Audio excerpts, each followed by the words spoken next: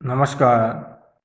आदर्श शिक्षण संस्थान नागौर द्वारा संचालित ऑनलाइन कक्षा में आप सभी भैया बहनों का हार्दिक स्वागत एवं अभिनंदन है।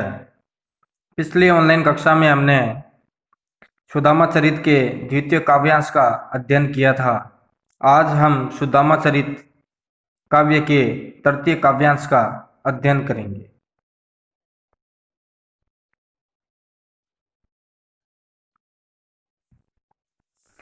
कछु भाभी हमको दियो, सो तुम काहे न देत। चापी पोटरी काख में, रहे कहो कही हेतु। आगे चना गुरु मातु दिए ते, लये तुम चाबी हमें नहीं दीने। श्याम कहे मुस्काए सुदामा सो, चोर की बान में हो जू परवीने। पोटरी काख में चापी रहे तुम, खोलत लाही सुदारस भीने। पाछिली बानी अजो न तजो तुम, तैसे ही भाभी के तंदुल किन्हें। भगवान श्री कृष्ण सुदामा से कहते हैं, कछु भाभी हमको दियो, सो तुम काहे न देत। चापी पोटरी काख में, रहे कहो कही हेतु। आगे चना गुरु मातु दये ते, लये तुम चाबी हमें नहीं दीने। श्याम कहियो मुस्काए सुदामा सो, चोरी की बान में हो जू परवीने। पोटरी काख में चापी रहे तुम, खोलत नहीं सुदारस भीने। पाछिली बानी अजो न तजो तुम, तैसे ही बाबी के तंदुल किन्हें। शब्दार्थ: कछु कुछ, चांपी छिपाना, पोटरी पोटली, चाबी चबाना, बान आदत, प्रवीण कुशल, पाछिली बानी पुरानी आदत, तजी छोड़ी, तंदुल चावल। प्रसंग: प्रस्तुत काव्यांश हमारी हिंदी की पाठ्य पुस्तक वसंत भाग 3 में संकलित नरोत्तम दास जी द्वारा रचित काव्य सुदामा चरित से लिया गया है। इसमें कृष्ण सुदामा से शिकायत कर रहे होते हैं कि भाभी द्वारा मेरे लिए भेजी गई पोटली मुझे क्यों नहीं दे रहे हो। व्याख्या: श्री कृष्ण सुदामा से कहते हैं, कछु भाभी हमको दियो, कि भाभी ने कुछ हमको दिया है। सो तुम काहे न देत, वो तुम हमें क्यों नहीं दे रहे हो। चापी पोटरी काख में, रहे कहो कई हेतु। मेरे लिए लाई पोटली को बगल में क्यों छिपा रहे हो। चांपी छिपा रहे हो, पोटरी पोटली काख में बगल में।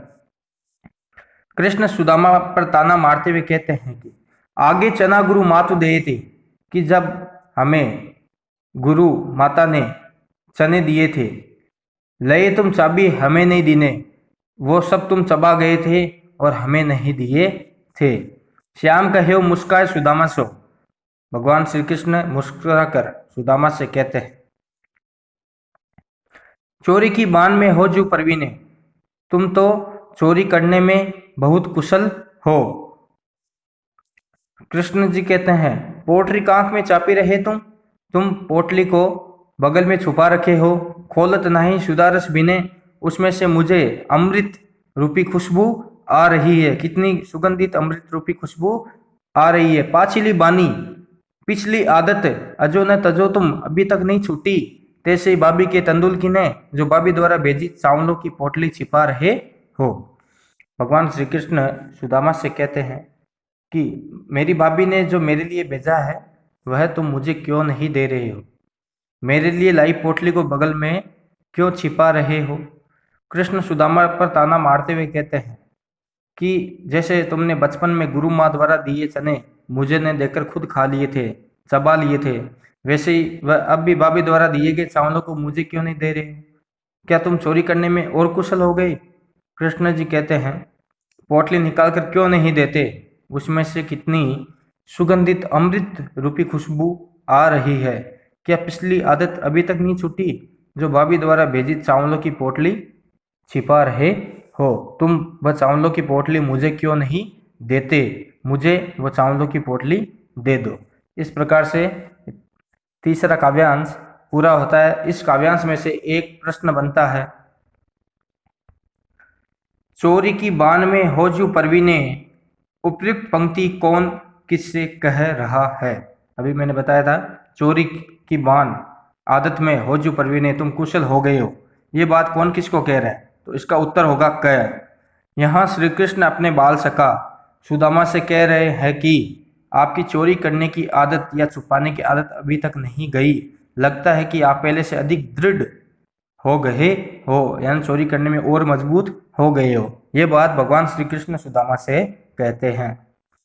इसका अगला भाग है, इस कथन की पृष्ठभूमि स्पष्ट कीजिए। चोरी की बान में होजू परवीने कथन की पृष्ठभूमि स्पष्ट कीजिए। तो इसका उत्तर होगा ख। सुदामा की पत्नी ने श्री कृष्ण के लिए भेंट स्वरूप कुछ चावल भिजवाए थे। संकोच वश सुदामा श्री कृष्ण को यह भेंट नहीं दे पा रहे हैं, क्योंकि कृष्ण अब द्वारिका के राजा है और उनके पास सब सुख सुविधाएं हैं। लेकिन श्री कृष्ण सुदामा पर दोषारोपण करते हुए इसे चोरी कहते हैं और कहते हैं कि चोरी में तो आप पहले से ही निपुण है, पहले से ही आप इस कार्य में मजबूत हैं। अगला, इस उपालंब शिकायत के पीछे कौन सी पौराणिक कथा है? चोरी की बान में होजू परवीने शिकायत के पीछे कौन सी पौराणिक कथा है?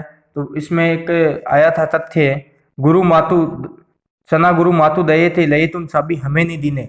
यहाँ जो एक काव्यांश की पंक्ति आई थी, इसमें इसका उत्तर छिपा हुआ है। इस शिकायत के पीछे एक पौराणिक कथा है। जब श्री कृष्ण और सुदामा आश्रम में अपनी अपनी शिक्षा ग्रहण कर रहे थे, उस समय एक दिन वे जंगल में लकड़ियां चुनने जाते हैं। गुरु माता ने उन्हें रास्ते में खाने के लिए चने दिए थे।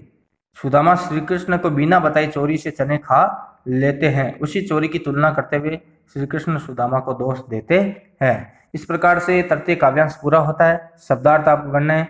अगली ऑनलाइन कक्षा में हम इसके चतुर्थ काव्यांश के बारे में अध्ययन करेंगे। तब तक के लिए नमस्कार, धन्यवाद।